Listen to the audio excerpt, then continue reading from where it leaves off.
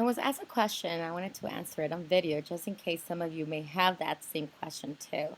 And I was sent this question is, how do you know when God is speaking to you? How do you know when he's trying to tell you something? And by the way, just in case you're wondering, I do have a cup, but a cup of tea. I don't have a cup of coffee this time. I love tea. And basically, I want to leave you with John 10:27, where it says, "My sheep listen to my voice.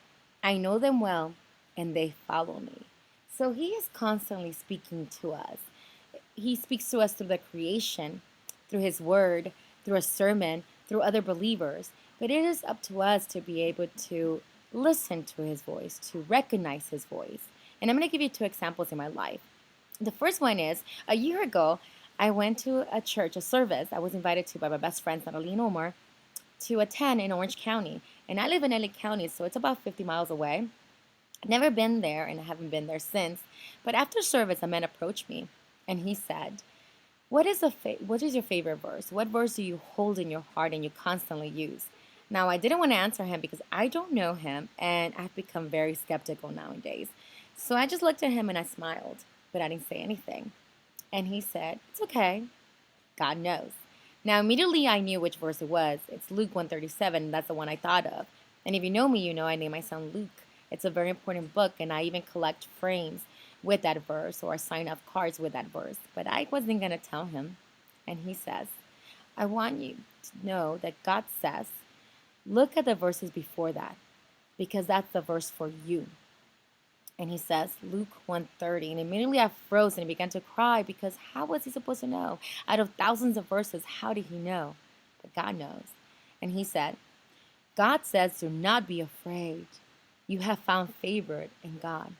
And trust me, at that moment I needed to hear that because, yeah, I hold a big fear for the future.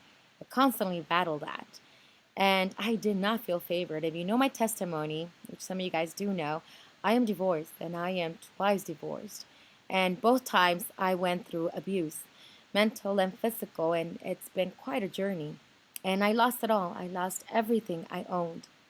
And not only did I survive that, but I was raped at an early age. And about 2 years ago, the person committed it again. So I had to go to the district attorney, and that was a harsh experience. So I was not feeling favored. I was feeling so labeled and so broken again. And God was like, no, no, no, no. I'm working on you. I have found favor in you. Hold on to that. So fast forward to now. And yesterday, I told God, I would like to put that verse in this channel like as my heading. I would like to do that, but I haven't done it yet. And I left it at that. I haven't shared this experience with anybody before. And the only two people there that heard it were Natalie and Omar. So I've kept it in my heart all this time. And today I received a message from another best friend from my childhood and who I studied with, so she knows me well. And she said, Yenni, God has found favor in you. Now, I don't believe in coincidences. I think that God sometimes needs to remind you where you're standing, where you're heading, where you're going, that you're going the right way. And that's a beautiful message. But there's times that I need to be reminded the opposite, that I need to do it his way, not my way. And sometimes he has to speak to us about that too. And here's another example. About a week and a half ago, I was ready to act a certain way. I said, God, I can't do this. This makes me so uncomfortable. This is so out of character. I don't know how to do this. But I was leaving it to God. I've been leaving it to God. And that Sunday, the sermon was point number 2. If you're in an uncomfortable situation, stay there because God is changing your character. God is teaching you something. God wants to do a change in your life, so just survive it.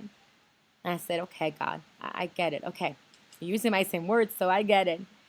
In the afternoon, I go to have lunch with my family. And here are my aunts asking me, how are you doing? How is life? How are things? And I start sharing with them. And I share a little bit that my mom, I guess, reads through it, through my fears again. And she says, Yenni, you know how you will know the answer? Because it will be completely different. It will be something you've never had. It will be out of character. It will make you be different. It will make you be this Yenni who you've worked so hard to be. And I said, you're right. Okay, I will survive this. I will do this. Well, guess what? I can be stubborn. I'm a human and I live with doubts that I'm constantly battling and giving them to God. So I was having that moment again, and I woke up in the morning on Monday and I said, I know you said that, Lord, but I don't know. I feel anxious. I don't know if I can do this. You know what I'm going to do? I'm going to Google and I'm going to look for the right words and I'm going to give those words and do these actions, right? And the funny thing is, the very first article out of my search was about discernment, about knowing when it's our will or it's God's will. So I clicked on the article and I said, okay, let me read this. And only point number 3, which I'm still saving that article, says, if you're in an uncomfortable situation that God has put you through, stay there. You're meant to be there. There's a purpose why you're there. And live it. It's changing your character. It's like I've studied so much and I prepare myself, but this is the test. I need to pass a test and I want to pass a test. But come Tuesday and come Wednesday, I'm still in prayer and I'm still leaving it to God and I'm still feeling like I want to quit out. I don't know if I can do this. I'm human, remember? So in the lesson that I'm reviewing because I teach on Thursdays, the book says at the end of the paragraph that I'm reading, if you want a lesson on how to be comfortable in his walk, this is not the lesson for you. But if you want to learn about how to survive an uncomfortable situation, it literally says that. It says if you want to learn how to survive an uncomfortable situation, this is the lesson for you because it's a lesson where God's going to teach you how to be different, how to be the way he wants you to be.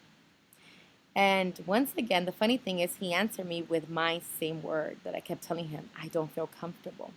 Well, I'm not meant to feel comfortable. His walk is this way.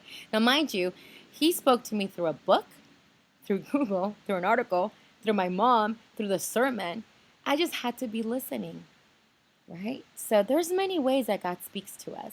But sometimes it's up to us if we can hear his voice, if we accept what he's telling us. So I hope this answers your question, how God speaks. God speaks through many ways. It actually is about us being able to listen to his voice, to hear his voice, and then follow him.